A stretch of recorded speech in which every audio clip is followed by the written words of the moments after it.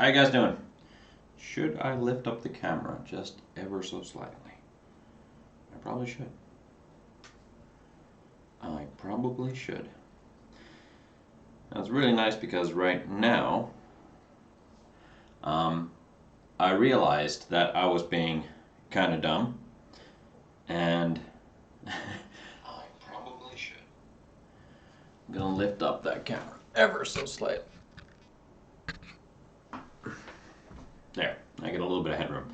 Yeah, so I noticed that, well, did anybody see my Instagram stories a little bit ago? Because I had this whole revelation of building sort of rig to stream with. Because I've been using an old easel and converting that. So basically, this sort of looking doohickey. So I had the 3 legs that spread out, and then this arm that kind of shifts, and then I could have my phone here, and then I put a little bolt there at the top that I could put the streaming camera on. But hey, guess what? I realized that I actually had spare sort of leg for some lights, so I'm using that now, and it works so much better.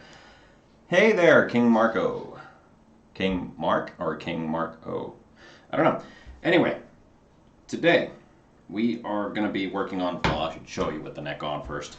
So, we're going to be working on this Daedalus model. So this is the guitar that Mr. Kiichichaos, Matt Heafy himself, chose, and we're going to be working on it today. Basically, oh, thank you.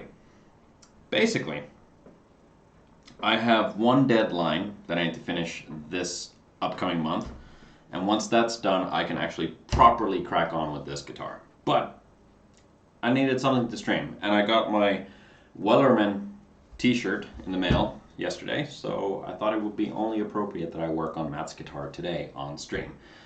But yeah, basically, it is an alder body with a Carillion birch veneer top. And usually when we're talking about veneers, we're talking about something really, really thin. But this stuff that I have plenty of is about 1.5 mil thick. So it's pretty thick stuff. The neck is a 3-piece walnut neck, ebony fretboard, 22 frets. It's a 25.5-inch scale length, and it's got the Carillion birch binding on the side. But today, the main focus is going to be the inlays. So on the 12th fret, which I need to mark out, so I don't accidentally start doing this on the wrong one, that would be silly of me. Real silly.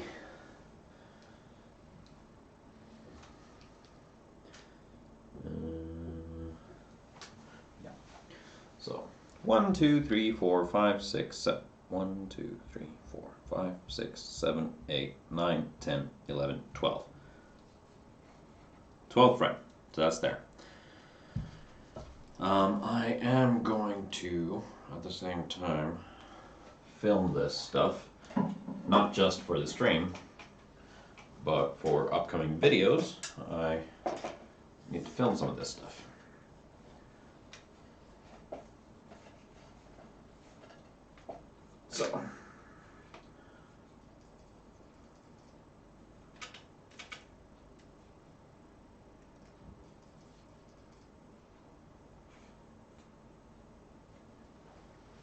So yeah, we're going to have the Kiichichaos logo made in pearl on the 12th fret.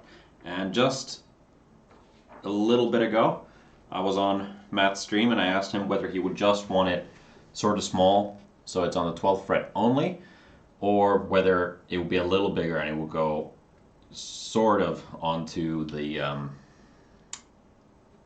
11th and the 13th as well. He wanted the bigger one, so that's what we're going to do. So now we need to find the suitable size.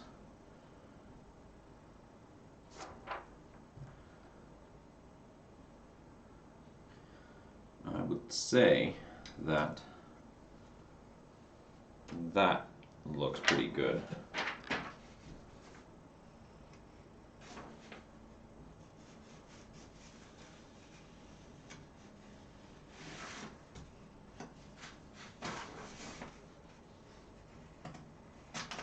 Now, anybody who knows me knows that I love doing inlay work. It is one of my favorite things apart from finishing. And I always like to challenge myself ever so slightly. So doing these sort of kanji symbols is going to be a whole lot of fun.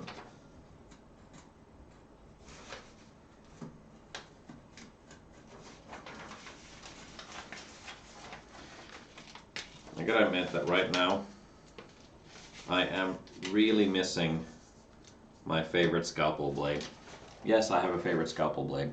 This is alright, but I can't quite get a good grip on it. Now, if it's going to be this one, it needs to be centered according to that piece. They're going to be pretty close together.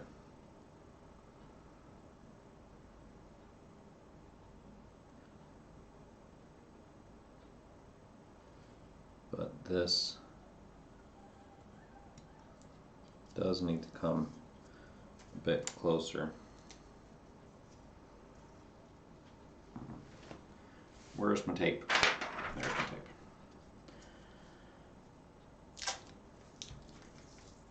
So, essentially,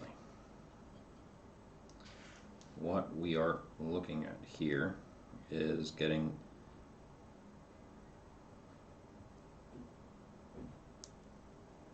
that centered up.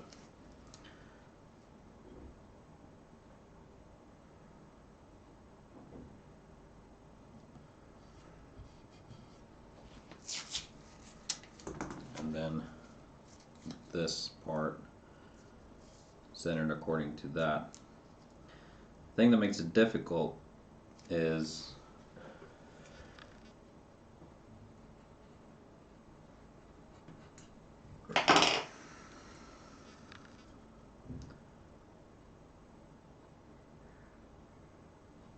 trying to fit everything.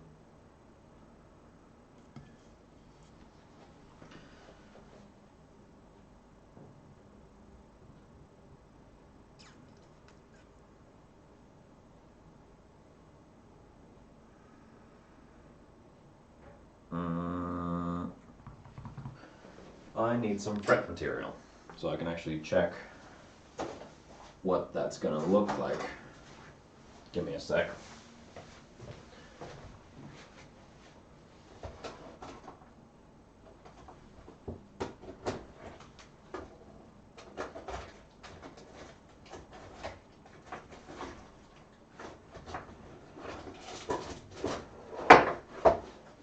Where are my random pieces of fret wire when I need them?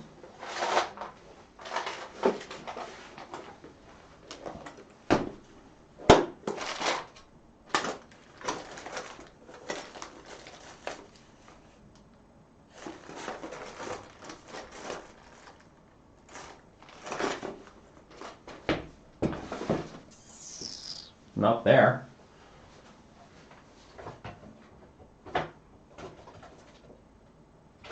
Which is problematic because that's exactly where they should be.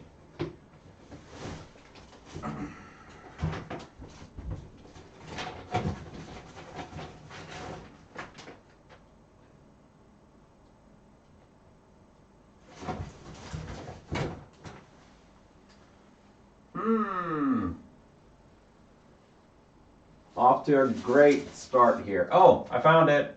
Never mind. All right. So, let's have a look. With the fret wire.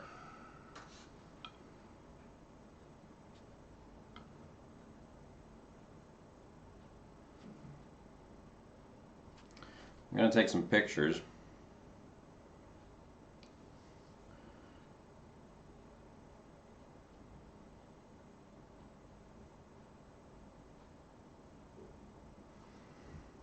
just so I can better illustrate my point. So essentially that is what we're looking at for the bigger one. We could go bigger than that, but then it becomes an issue of really trying to fit stuff that close together, because the first symbol, like reading it from left to right, the first symbol is really wide, and then trying to fit the smaller symbol next to it is a little troublesome. So if we go for something that's a tad bit smaller,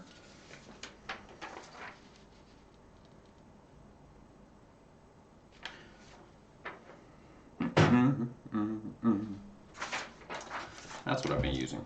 There we go. I was wondering where my cutting block would be.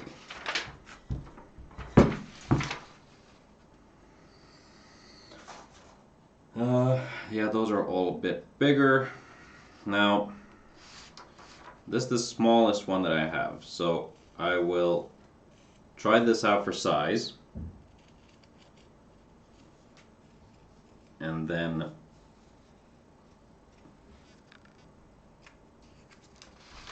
basically go from there.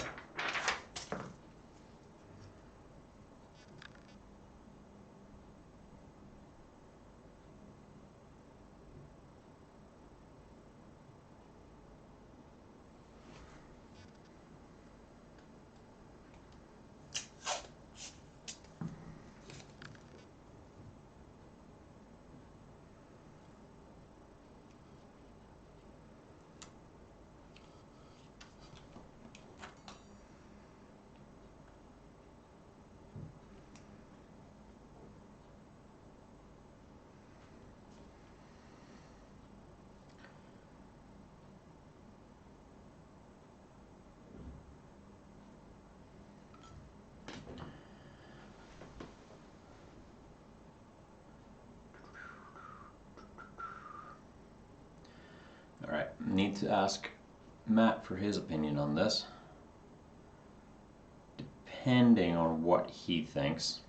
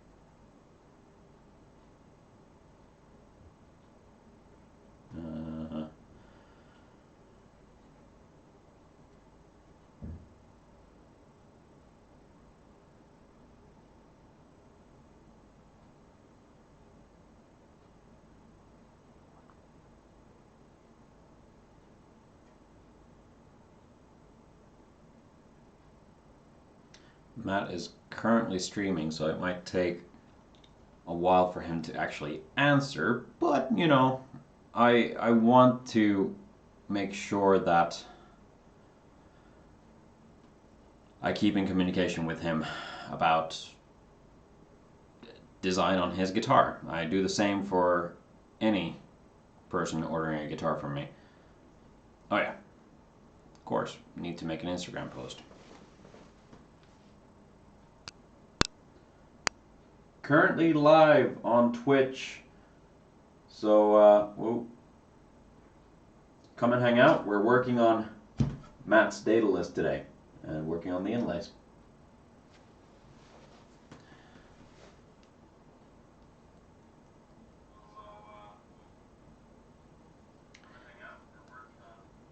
Yep, it's awkward trying to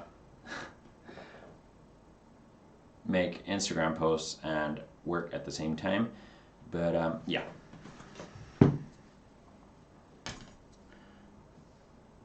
It's also extremely hard to try and talk to someone about design stuff while he's actually mid-stream playing games, as you can see there. So he's currently busy, but we'll see if he can answer during the stream. And in the meantime, I'm still going to kind of plan things out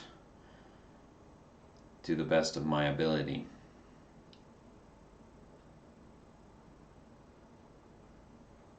There. Just had to go back onto my stream here so I could see the chat. Anywho, either way that we're looking at this, I gotta pick out some pearl pieces. So, I'm actually gonna start a new clip with that. I keep on forgetting that I'm actually filming at the same time. So, we should bring you guys in closer so that you can see. Oh God! So that you can see what I'm doing. Oh God.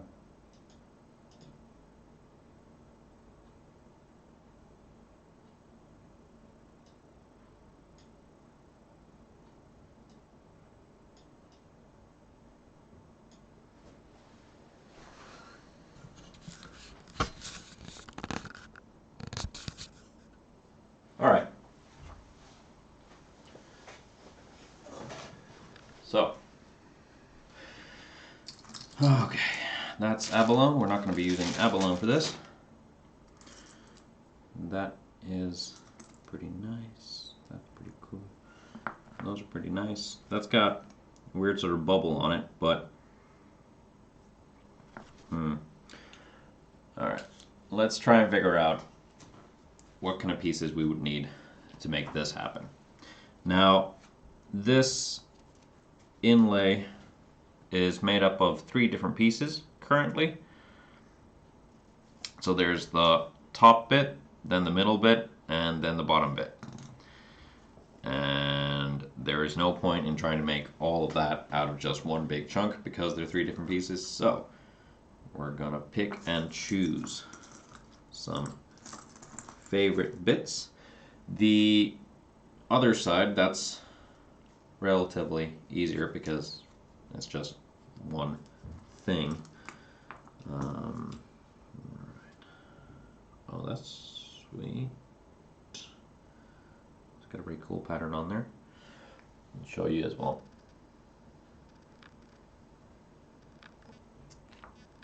I do kind of dig this though.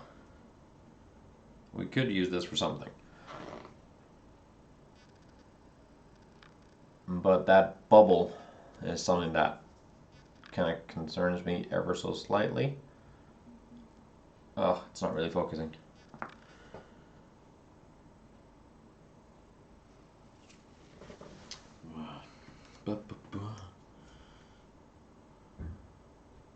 That looks good. That looks ridiculous, but I got nothing else that looks pretty much the same, so I'm not gonna go for this one probably. But focus. Can you focus on my finger? Focus on my fingers. There we go. All right, check this out.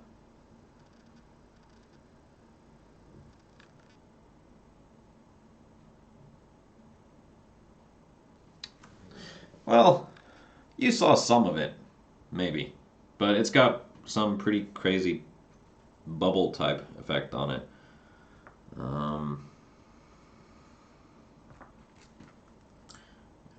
Because when choosing inlay pieces, you want them to kind of work well together as well, because they'll have waves and patterns. So if you have a sort of shape and you have waves going in one direction, then if they change directions, it'll look kind of weird. But technically, because we're working with this sort of thing, I could play around with getting the stroke paths sort of similar.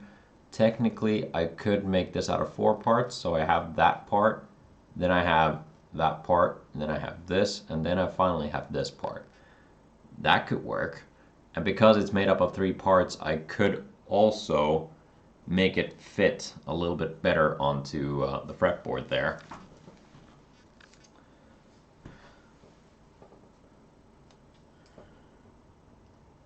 Yeah, I could actually space it out.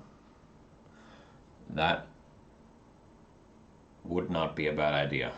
Because honestly, this really small one, there's just something about that. I think it looks a bit lackluster. It could be a little better, in my opinion. I think the bigger inlay, he's right, the bigger inlay might look better. But I can't make any final call on that now that I've asked him.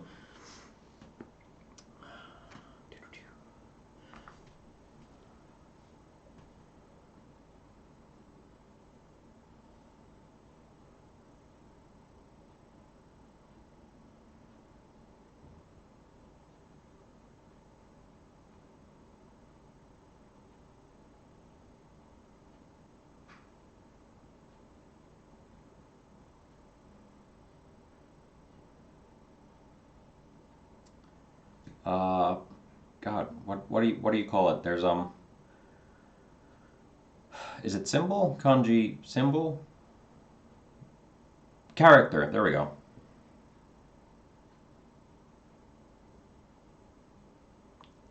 Technically, I can split up the parts of the bigger character to make more room for the frets. It'll look nicer.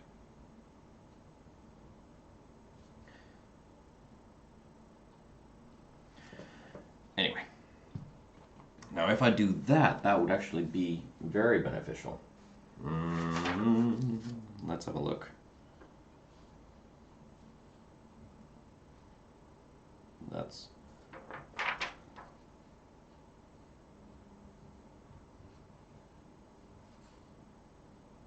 That's roughly the same size. All right. Which makes my life easier because now I can play around with the sizes a bit. Where? There. Okay. So, this one. Which one was it? This one. Yes. This one is a bit bigger. So if I cut it like so,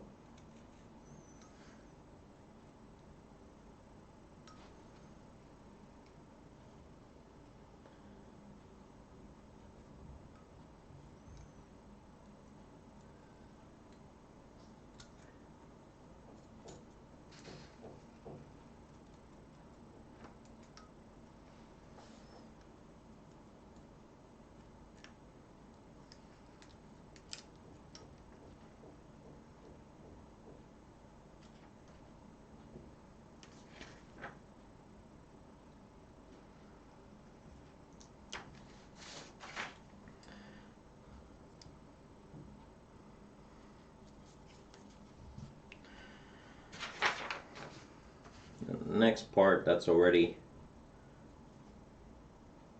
severed from the rest of the character. So I can just cut that out a bit more freely.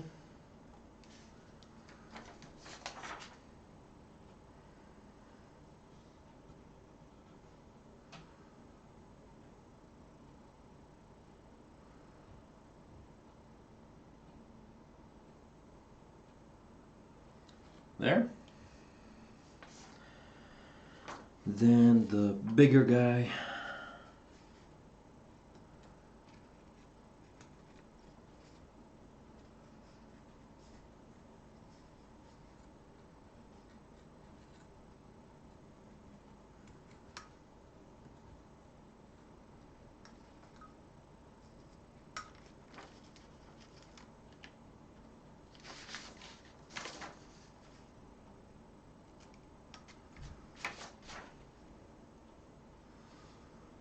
Get that on this side already.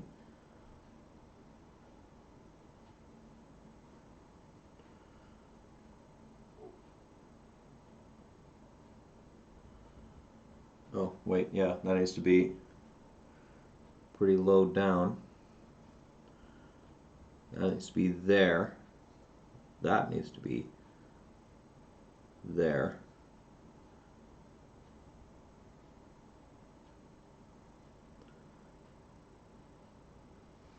Like so. And then the last little spirally bit.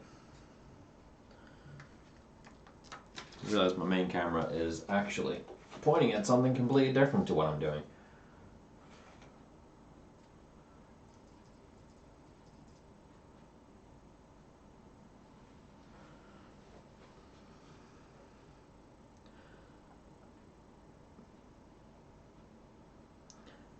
Now, for me doing this, one of the things that I really want to be sure of is that I'm actually remaining grammatically correct with what I do.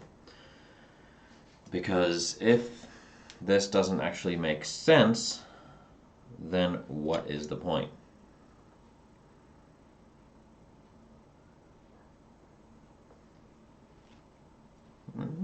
Yeah.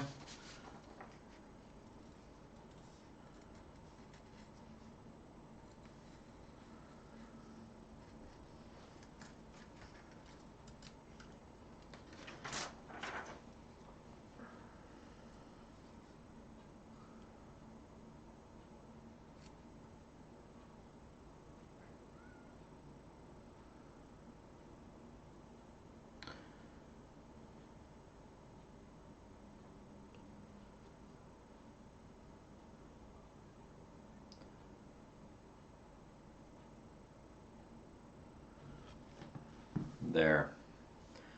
I think that looks a bit more uniform.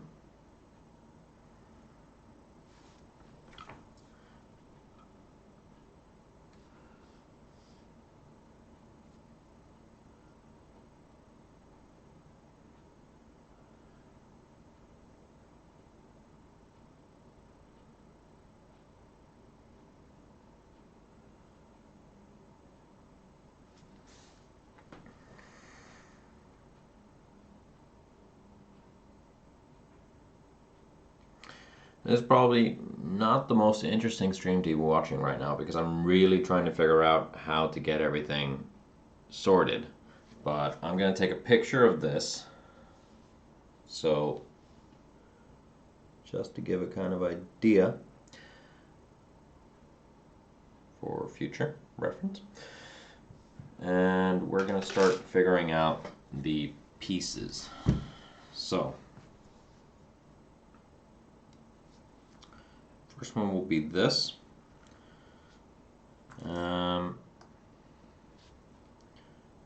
Actually, tell you what. The first one will actually be the second character. And that will determine. It already has a sort of wave to it, so I'll see if I can match that sort of flow with something that has a similar pattern to it.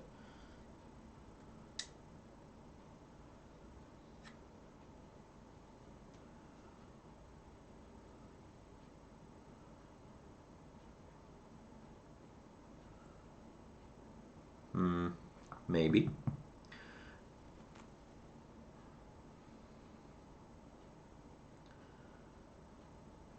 That one has a big void on the back, so I'm not going to use that. That's got more of the bubbly stuff. Hey, Aether, how you doing? Yeah, the stream improvement is much due to the fact that now I'm not actually doing this on my phone. And, yeah. The one remaining thing that there is still to do is to actually hook up my wireless mic set to get everything working the way I want it to. But this is definitely an improvement to previous accounts. But hey, yeah, I'm doing pretty good.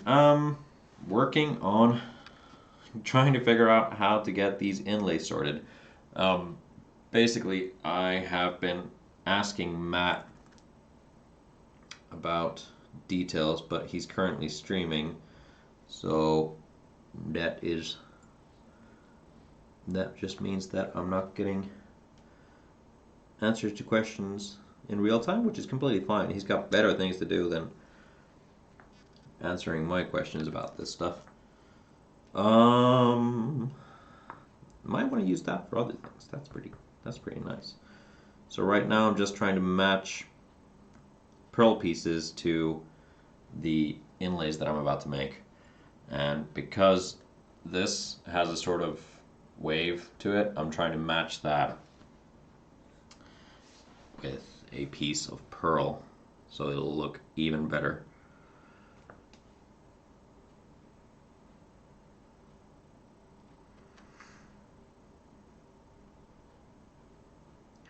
Okay, there was one that I had which really seemed to work pretty well. These small pieces just don't quite fit. There's not enough of material to work with. Alright, that had the big bubble. Alright, I'll go back to the starting point. Back to the start here.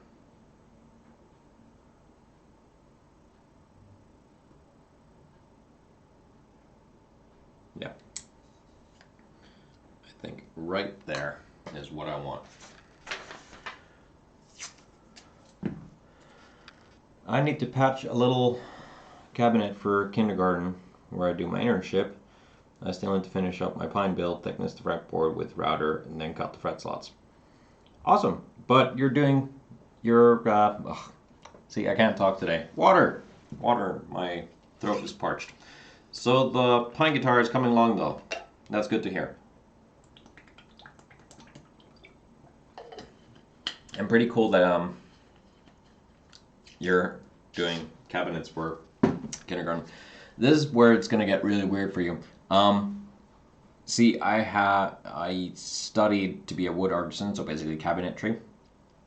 I used to work as an assistant at a kindergarten, and one of my first commissions as a woodworker was to make shoe racks for a kindergarten. So yeah, I just find that funny. You're doing vaguely similar things to what I've done already. And I realized that fixing the camera probably sounds horrible for anybody watching, but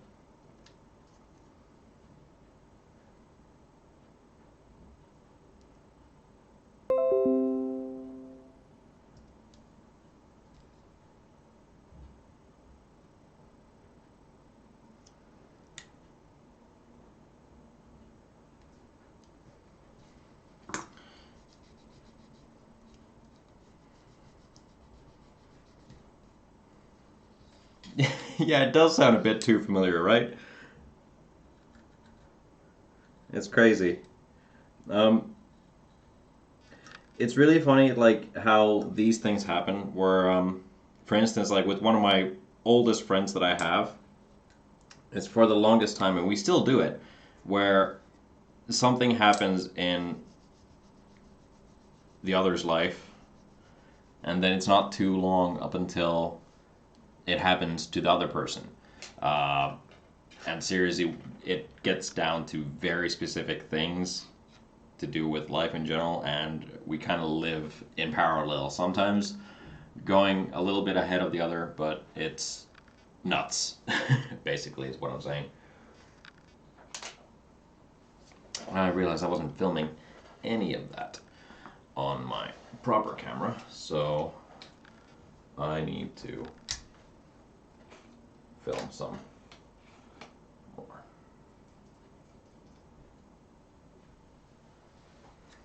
Alright, so now I have this sort of wave pattern for the second character. Now I need to start taking the pieces of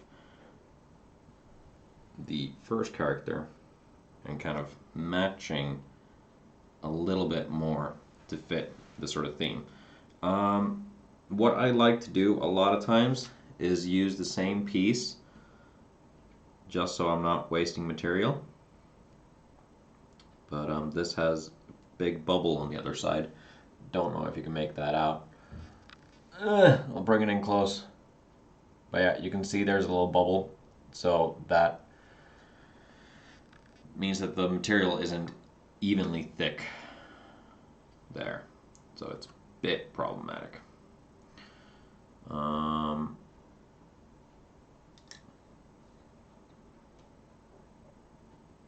That actually fits pretty nicely right there. And this should fit directly under it, like so.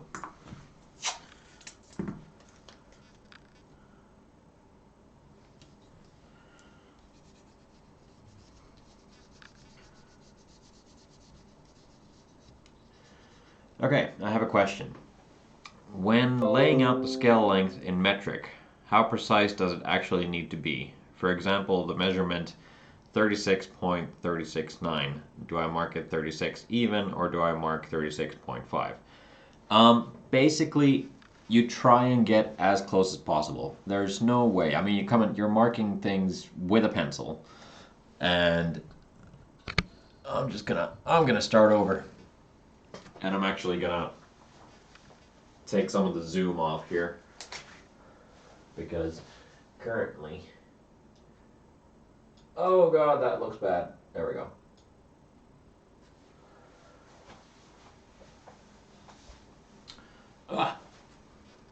Yeah. Sorry. So yeah, marking out frets by hand or fret positions. There is no way that with a pencil or even a scalpel blade or whatnot you're going to get anywhere near as precise as going to like what, 1,000th of a millimeter. So what I do is I try and get as close as I possibly can. So for instance, using what you had, the 36.36, that's usually where I leave it. So 36.36, I round that up to 36.4 because that is roughly as close as I can get.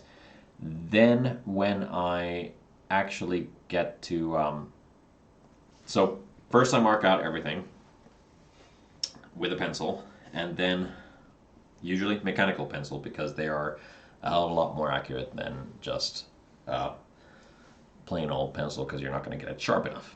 So I mark things out with a mechanical pencil at first, then I take a scalpel blade and a protractor again, and I try to cut in the center of that pencil line. Takes a fair bit of doing. No, it is not as accurate as a CNC or a computer can do, but it is accurate enough. Your intonation point isn't going to change that drastically if you're a few hundredths or a few thousandths off. Of course, you want to get as close as possible. But, yeah. All in all, even when you're actually doing fret crowning, you're not going to get the exact crown of the fret wire itself to be at such a sharp point that it hits that 1,000th millimeter. So getting it close enough is good enough. I wouldn't say I've made. I have worked on over 80 guitars at this point, 80 guitars and basses at this point, and there are extremely few that have had intonation issues, and that has mostly had to do with the scale length either being completely wrong in relation to the bridge, or which by what I mean is the scale length was wrong. So the frets were cut as if on a 25.5-inch scale length guitar, and it ended up being a 25-inch scale guitar, so of course everything is thrown out of whack.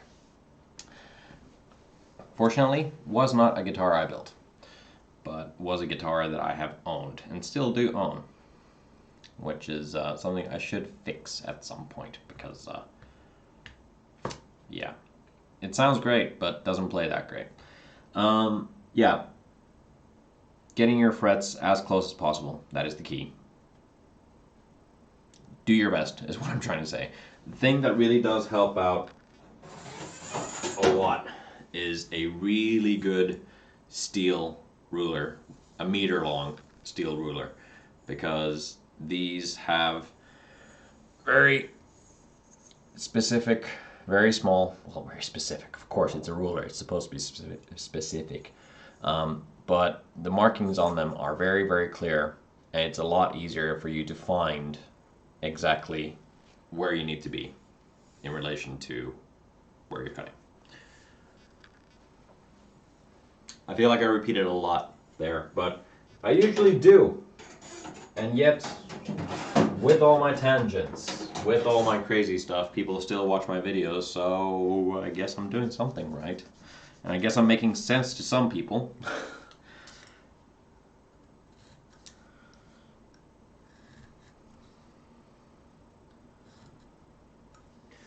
I don't have a protractor actually, I just squared one long edge up and drawn a center line parallel to that. Mark the fret slots with the bridge square. Yeah.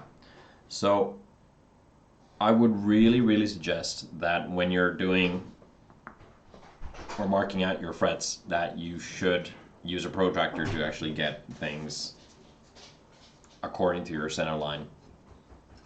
And you cannot go wrong with having an Engraving protractor. This is one of the best this is probably one of the best tools that I have. And I strongly recommend having one because it will make your life so much easier. You can do it the way you're doing it, but it's a lot of work in comparison to spending a little bit of money to get yourself a really good tool that will last you for a very long time and work for a lot of different applications. So yeah.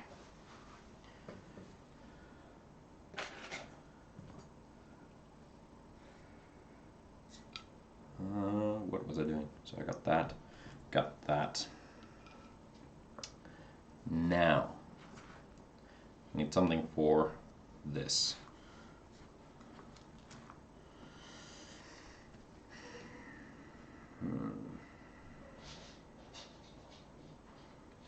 Does that fit on there?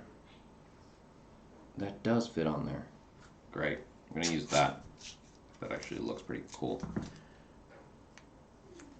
Wish you could find one in the Netherlands. Hey, I ordered mine from the States. I think I ordered it from Amazon. But there are a few places that you can actually find them. And while I'm at it, I might as well. Here we go. So, Incra Rules Protractor. I'm going to see where you can find one. I got a couple of shops in Finland that also do them. I'm pretty sure you can find them wherever. The Incra, their site has it, and they do ship worldwide. Let's see if I actually put Netherlands, if you have anything local there. A couple of UK stores, finetools.com, rockler.com, Tegeler. Oh, there you go. That's a Netherlands shop.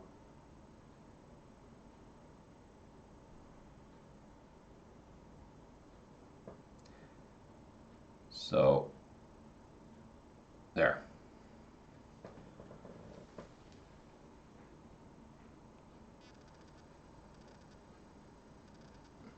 So that's where you can find one in Netherlands.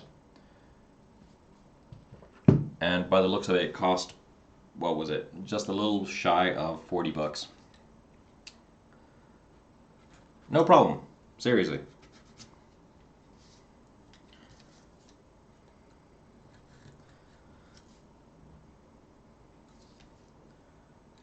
I have my phone handy, and it came up, so of course.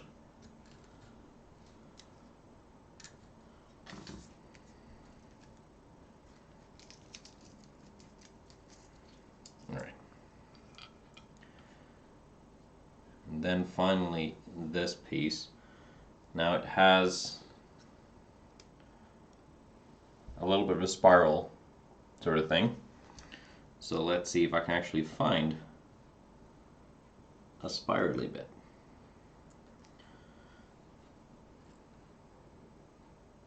Because if I can find something that has that sort of shape to it, that would be so freaking cool.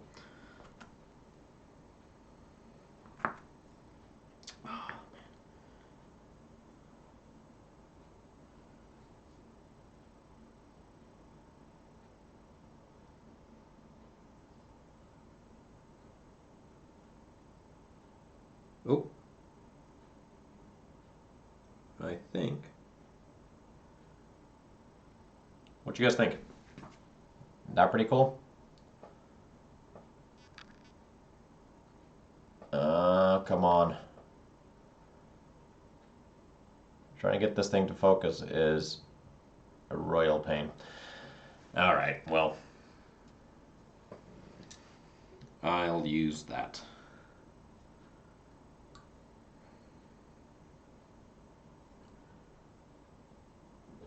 Right there. Now, I should mention that back in the day, when I got these pearl pieces and I did my first inlay job, I don't know what I was thinking. I mean, look at this. I cut the letter E right out of the middle of the piece. Don't ever do that. Always use your stuff sparingly. Look at this. Cut the letter S right from the middle of the frickin' thing. I'm wasting so much material by doing that. I'm annoyed with my previous self. Whenever I look at these pieces, it annoys me how dumb I was to do that sort of thing. But live and learn. All right, I am gonna go ahead and start roughing these out because I have good faith that we might end up going with this set.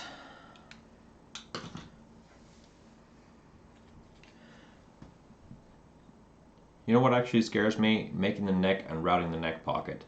You can do that in so many ways. I'm trying to find the right way. Okay, hey, I'll give you a couple of pointers. I exactly know what you mean by that. So, first off, when it comes to routing the neck, what I would suggest is having a good neck template. I'm assuming you'll have templates for this sort of stuff, but anywho, get the piece that you're about to route as close. Don't get it to the right dimensions yet, but get it pretty close. And then with a good bearing cutter, have your neck on the bottom here.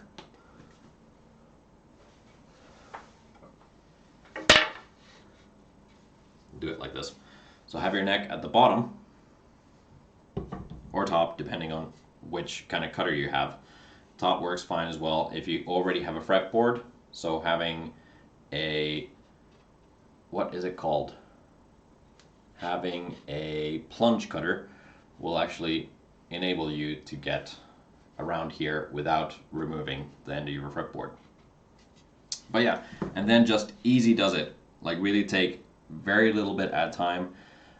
When it comes to the headstock, personally, I am way too terrified to route headstocks. I have done it, but I don't currently have the sort of bits that I would like to use to do that. So instead, I use a bobbin sander and a belt sander to actually get my headstock shapes correct, because routing those is a royal nightmare.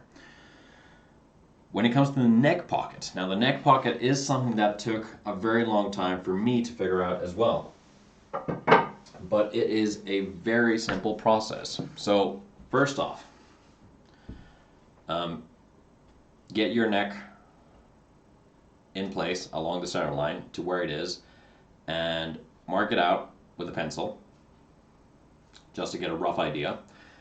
Then in the middle, take away the excess material like you would do, like either with a pillar drill with portion bits or something else. But take away some excess material so you don't have too much stuff to route away. Now, this is where it gets interesting. So, get yourself 2 long pieces of wood, plywood, or something that is square, and 1 smaller piece that will sit at the end here. I'm going to turn the camera so you can actually see what I'm doing. Right, so you'll have, imagine these are now 2 square pieces, right? Now you have 2 pieces like this, and you have a piece of something in between here to stop you from routing all the way into your body. Now get your neck, I'm going to use this neck now. Get your neck in position to where it should be, and get these 2 boards either clamped up or using super glue and masking tape trick. Get them clamped up and held in place at exactly the right taper. Then take away material, not all the way to the bottom yet. It's very important that you don't do the entire pocket straight away. Get it to about halfway, even less, even more is fine, but don't go all the way to the bottom just yet. Because at this point, what you need to do is have something where your scale length sits.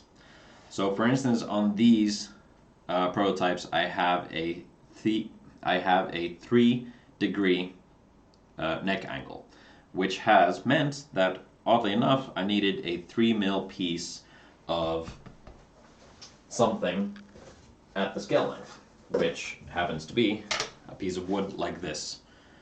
Now that I have that there, and I put these blocks of wood back, now they don't need to line up with the neck anymore because you've already gotten the rough shape cut out, but now you have an angle. Now you need to make sure that you don't press too hard down because, of course, your clamping calls or your templates will bend. So get enough pressure on there so you have a contact point here and here, but you're not changing that angle to anything. And then if you still needed a backstop, you probably might not. Now you have an angle, and now you can do the rest of the neck pocket. And what I usually do is, if I have a 20mm neck, so just the neck itself, not counting in the fretboard, but the neck itself. So 20mm neck and 8mm fretboard, 7.5, so 27.5 altogether. But I go to 20mm deep on the neck pocket. And with the angle cut already, I'm just following along the shape that I've already made, and then I get that angle in there. So when I put the neck back in place, I have everything I need. It took me so long to actually wrap my head around how to do that, but once I did, it is a cakewalk. I feel like I explained that in a very obscure way, but I hope that you understood what I meant.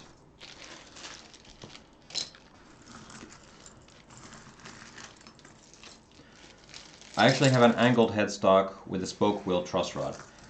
Yep, well, it's the same process, and the angled headstock as well, like I have here, I also just shaped this on the belt sander and bobbin sander because I didn't want to put it anywhere near a router, because the router bits that I had in use back then just weren't up to scratch.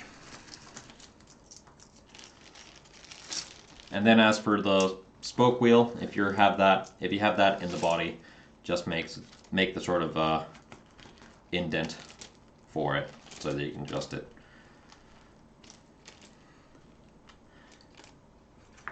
And when in doubt, or if in doubt, always test things out and experiment before moving on to your actual workable thing. It would be a shame for you to get that far and then mess up. Because that is something I have done. Is there any specific reason you want a 7.5mm fretboard compared to a Fender 6mm that I have as well? No particular reason. It's just more I like it.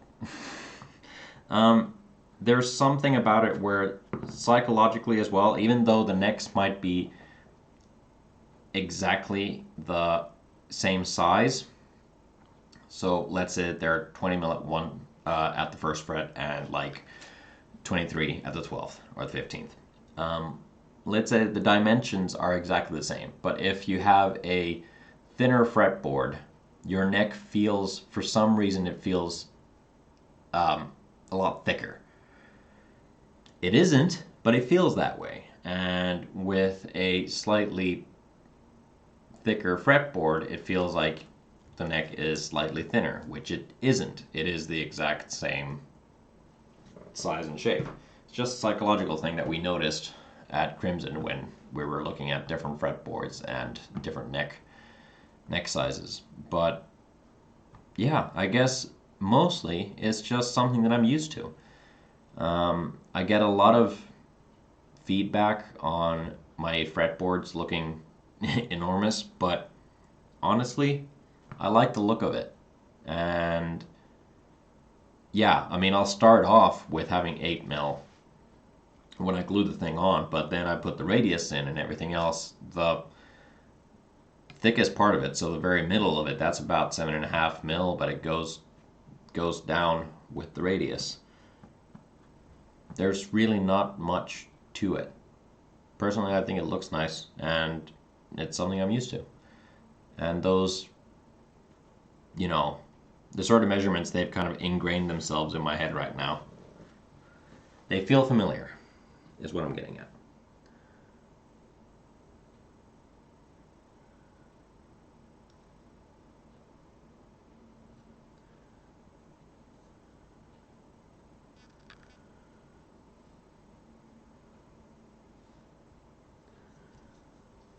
Whenever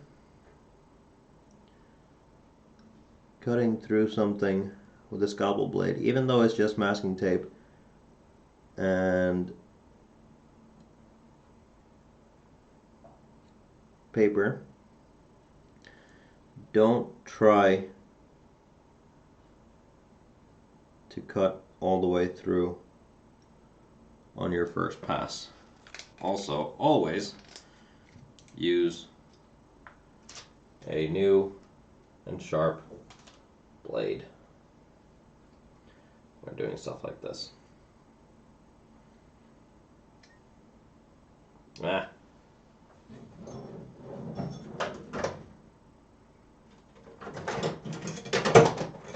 I really miss my good scalpel. But it's currently at the workshop.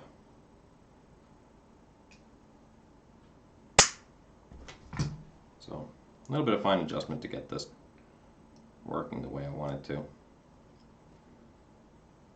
Ow. Sharp scalpel blades are sharp. Really, that's interesting. I'm going for the LTD thin U-shape, 20mm at the first, 22 at the 12th. For some reason, this is the most comfy profile I've played. I completely agree. I do the exact same. Except I do 20 to 23, but it, of course, ends up being about 20 to 22. And by far, yeah, everybody who's played necks that I've made that are those dimensions, they really like the feel of them. And personally, there's a reason why I make my necks that size, because they feel very comfortable. I don't know what it is, but those are just, I don't know, yeah, they feel nice. I really like them, and that's why I make them. Cool to hear that you make them the same size.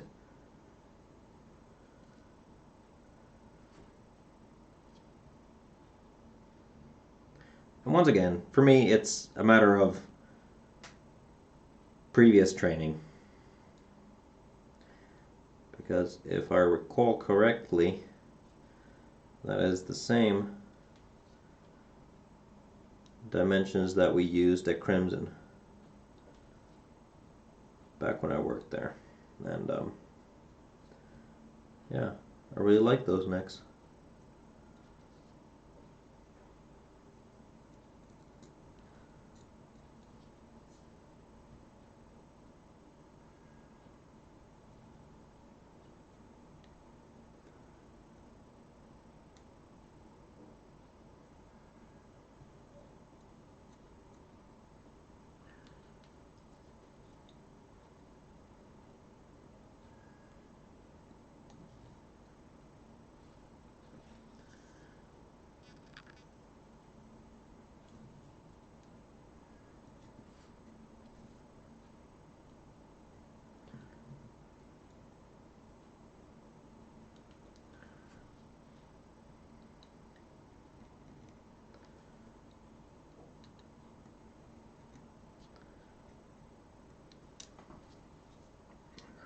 Let's see how this one turned out.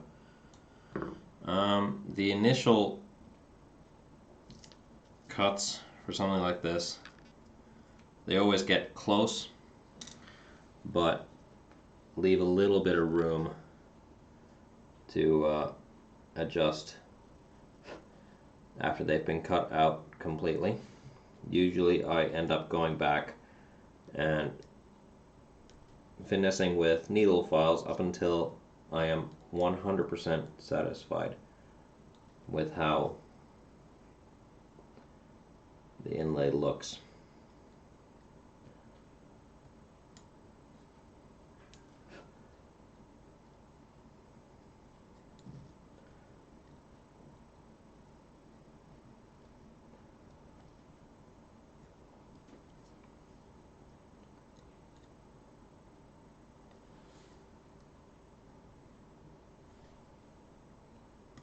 And yeah, I tend to keep as many digits as possible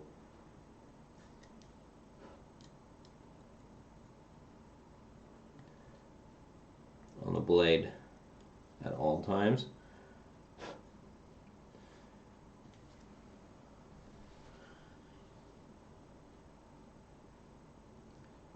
just so that I don't slip up. Alright, let me show you how this looks.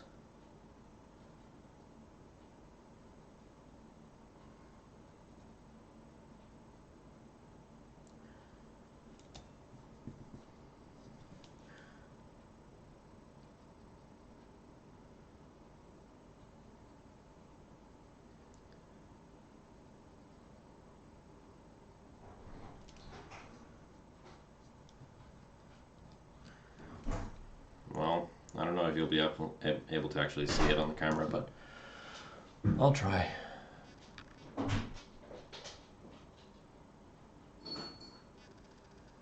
No, you can't really see it. Alright, well, it's there, ever so slightly, and very faint. But yeah. First I was a total Fender fan for the Comfy C necks, but then I tried the LTD that I ended up buying. Holy F, I was mind blown when I went from that LTD to a Squier Jazzmaster with a Comfy C. Yep. Definitely, I can agree with that. And put your hands behind the piece helps with the focus. Yeah, it does. It does. You're right. Which way is this? It is this way.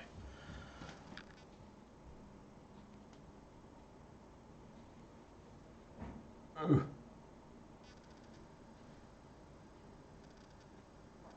Oh well. I don't have glasses on, so I can't see my monitor over there. Okay.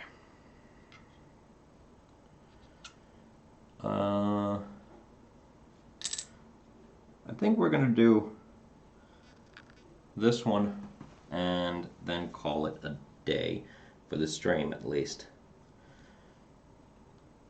because yeah.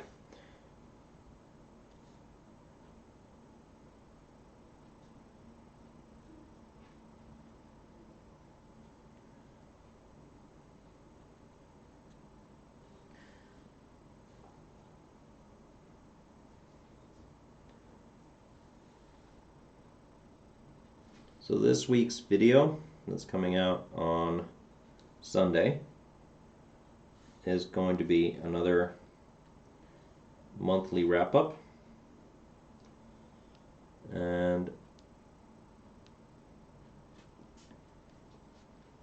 yeah, a lot has happened this month. Jeez, that's so small. Not doing inlay work until I get a CNC. Well, yeah, I understand.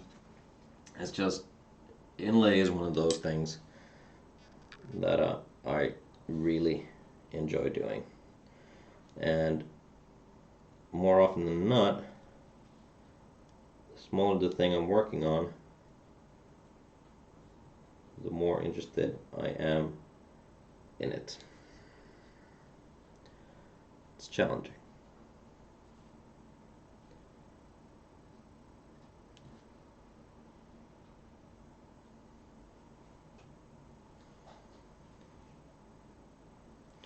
And for this, trying to get the sort of like brush stroke feel to it, it's going to be really interesting to kind of try and get right.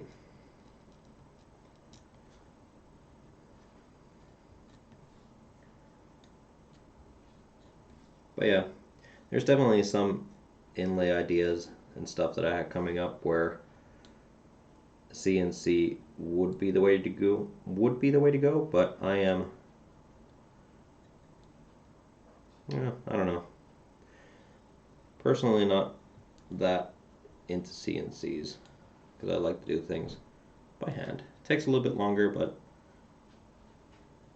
it's fun.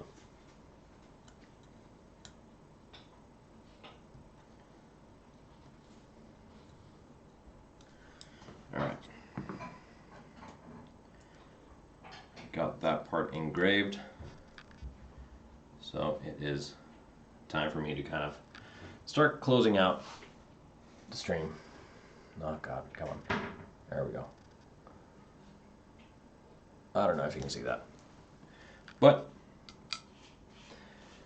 I am gonna go for now, and I shall see you guys in the next stream.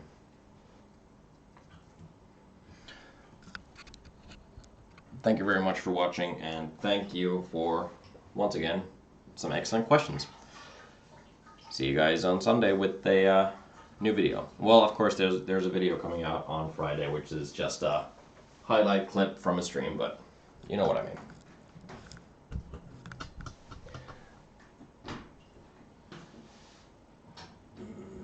Time to go. See ya.